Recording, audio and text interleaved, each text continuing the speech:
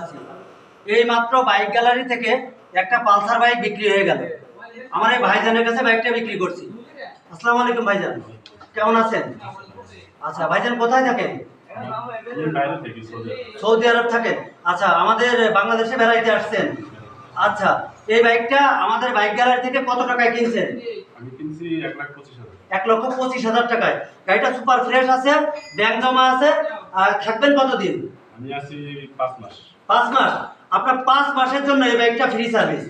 আপনার পকেট থেকে 1 টাকাও খরচ হবে না, ঠিক আছে?